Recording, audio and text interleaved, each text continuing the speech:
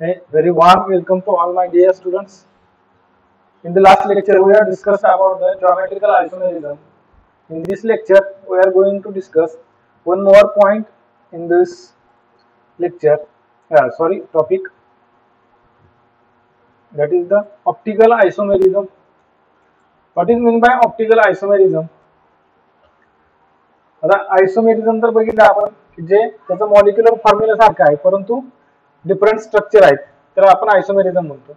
पण जर optically active असेल कंपाऊंड तर त्याला आपण ऑप्टिकल आयसोमेरिझम म्हणतो.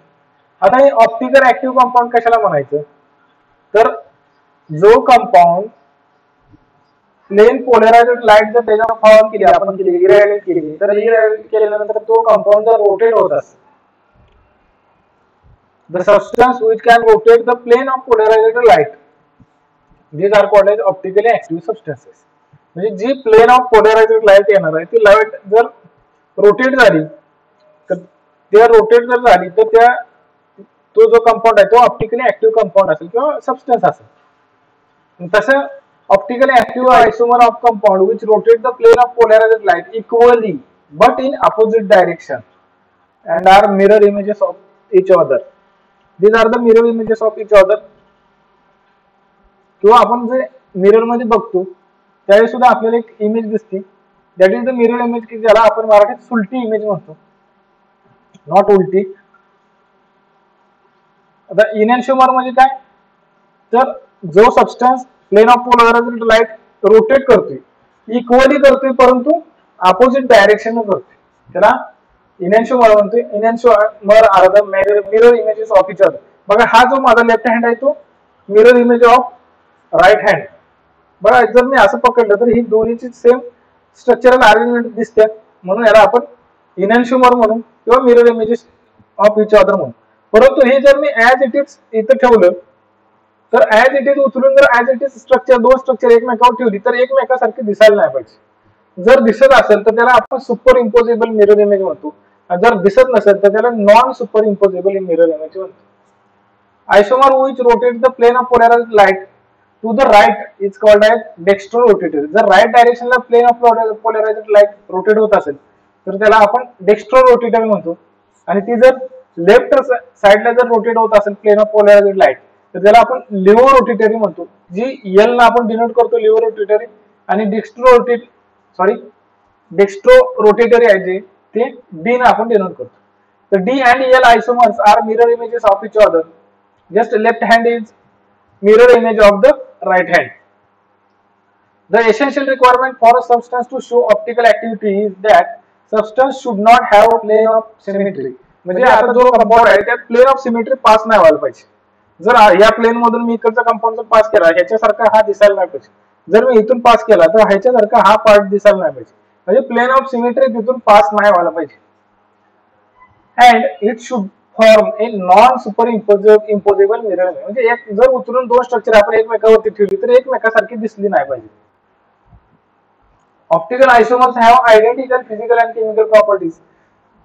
दे differ only in the direction in which they rotate the plane of polarised light.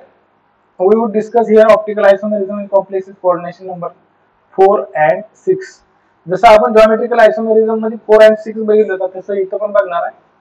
पहिल्यांदा आपण कोऑर्डिनेशन नंबर 4 बघू की ज्याच्यात सेंट्रल मेटल ऍटमला किंवा आयनला 4 वेगवेगळे ऍटम किंवा ग्रुप अटॅच असतील.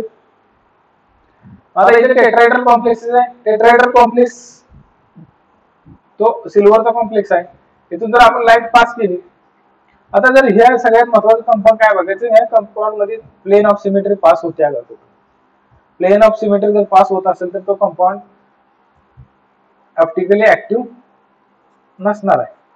आता इथं प्लेन ऑफ सिमेट्री कुठूनच पास होत नाही म्हणून हा कंपाऊंडचा आपण मिरर इमेज बघू. मिरर इमेज बघितल्यानंतर जसं लेफ्ट हँड साइड हा राईट हँड साइडच्या बरोबर mirror images of each other आहे तसंच C2H5 इकडे मिरर साइड आहे म्हणून इथे सुद्धा C2H5 मिरर साइड आहे. इथे सल्फर अबव साइड आहे.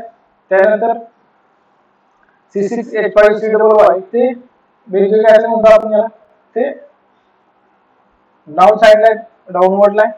त्यानंतर CH3 आहे ती अवे फ्रॉम द ऑब्झर्वर आहे किंवा मिरर आहे. इथं सुद्धा CH3 away from the mirror आहे म्हणून हे mirror images of each other आहे म्हणून हे ऑप्टिकली ऍक्टिव्ह कंपाऊंड आहे. त्यानंतर tetrahedral complexes beryllium 2, boron 3 and zinc 2. याचे एक्झाम्पल आहेत बघा, बिस बेन्झॉइड एसिटोन बेरिलियम 2.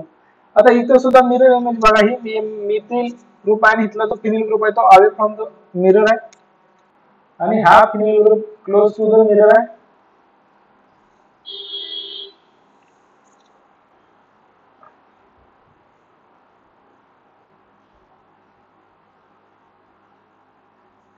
बघा इथे सुद्धा mirror image sorry plane of symmetry pass होत नाही.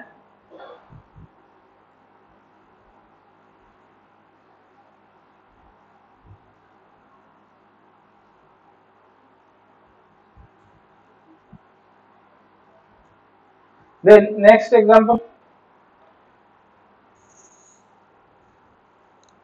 त्यानंतर स्क्वेअर प्लेनर कॉम्प्लेक्स जर बघितलं आपण तर ते सुद्धा काय काय कॉम्प्लेक्सेस जे आहेत कॉम्प्लेक्स मध्ये ऑप्टिकल ऍक्टिव्हिटी दाखवते. This is because all the ligands and the metal atom lie in the same plane. आता जो स्क्वेअर प्लेन आहे तो मेटल ऍटम सेंट्रल असतो आणि चार ऍटम जे आहेत ते चार साइडला अटॅच असतात, म्हणजे एकाच प्लेन मध्ये प्रेझेंट असते. म्हणून इथं square planar complexes maximum plane of symmetry दाखवत नाही. त्याचं काय ठराविक कंपाऊंड दाखवते, कारण the molecule has a plane of symmetry and this cannot exhibit optical isomerism. One such compound which has however been resolved into two forms is shown below. This is the attachment of different groups shown here, because here is methyl, similar here is a phenyl, here is a hydrogen and here is a phenyl and hydrogen.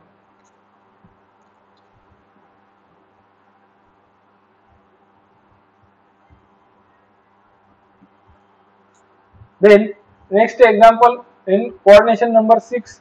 आता coordination number 6 असणारे coordination compound किती optical active आहेत किंवा plain of polarisation लाईटला कसे response करतील किंवा त्यात कोणते कोणते आपल्याला मिरर इमेज मिळते किंवा नाही मिळते ते बघू आपण. आता पहिलाच टाइप आहे complexes of type MAA3. AA म्हणजे बायडेंटेड लिगॅंड आहे, मोनोडेंटेड लिगॅंडचा इथं अजून संबंध तर नाही आला. म्हणून एक्झाम्पल आहे बघा COEN3. इथिलीन डायमंड 3 मॉलिक्यूल आहेत की ज्याला आपण ट्रिस इथिलीन डायमंड म्हणतो. आता इथे ट्रिस इथिलीन डायमंडचे अरेंजमेंट असे आहे, ते mirror image of each other आहेत. त्यानंतर दुसरं एक्झाम्पल आहे CrOX3, that is the oxalic ligand. आणि इथं सुद्धा आपल्याला मिरर इमेज मिळते की जी ही जर image me as it is उचलून याच्यावरती ठेवली म्हणजे सुपर इम्पोजेबल आहे का बघायसाठी, तर हे सुपर इम्पोजेबल होत नाही, कारण इथिलीन डायमंडचे लिगॅंड ह्या साईडला आहे, राईट हँड साईडला आहे. ही जर इमेज मी इथे घेऊन गेलो तर लेफ्ट हँड साईडला आहे.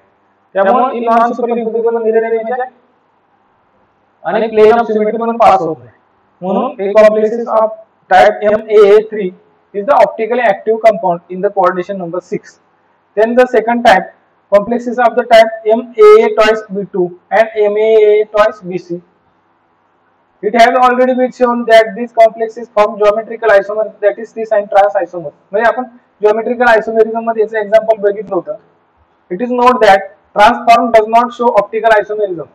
आता इथला फक्त जो ट्रान्सफॉर्म आहे तो ट्रान्सफॉर्म आपल्याला ऑप्टिकल आयसोमेरिझम दाखवत नाही, फक्त सिस फॉर्मच आपण बघतोय. The reason is that molecule in this case is symmetric. जो ट्रान्सफॉर्म आहे तो सिमेट्रिक मॉलिक्यूल तयार होते, म्हणून तो आपल्याला ऑप्टिकल ऍक्टिव्ह कंपाऊंड दाखवत नाही. सिस आयसोमर जो आहे तो असिमेट्रिक आहे आणि ट्रान्स आयसोमर जो आहे तो सिमेट्रिक आहे. सिमेट्रिक आहे म्हणजे तिथे प्लेन ऑफ सिमेट्री पास होते आणि सिस आयसोमर मध्ये प्लेन ऑफ सिमेट्री पास होत नाही. For example complex ion dichloro bis ethylene diamond ODM3, that is the array Cl2En twice plus exist in the form of 3 isomers. Trans optically active, trans is optically inactive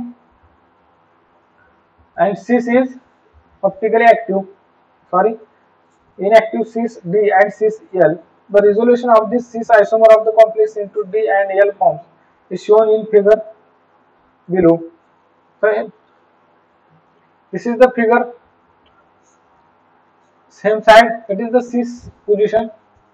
Then again example of the complexes of type MAA B2C2, there is only one bidentate ligand and another 2 ligands are monodentate ligands. These are again shown optically active compounds.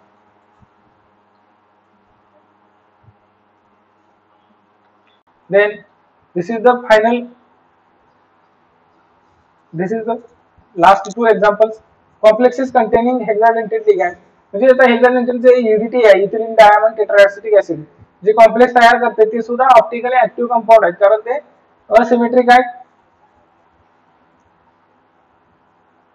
आता हे दोन images आहेत, ते एक डेस्ट्रोरोटेटर आहे आणि एक लिव्होरोटेटर आहे.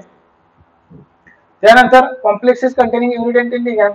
Complexes of the type M, A, B, C, D, E, F are also expected to show optical isomerism. A complex of this type can be theoretically have 15 geometrical isomers or 15 geometrical forms, each of which should be optically active. All these 15 geometrical isomeric forms are optically active.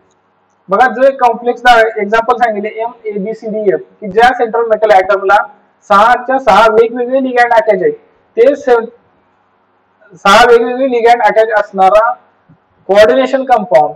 जर geometrical isomerism बघितले तर त्याच्यापासून आपल्याला 15 वेगवेगळे geometrical आयसोमेरिक form बघायला मिळतील. ते 15च्या 15 geometrical आयसोमेरिक form हे ऑप्टिकली ऍक्टिव्ह आहेत. म्हणून हे लास्टचे एक्झाम्पल दिले.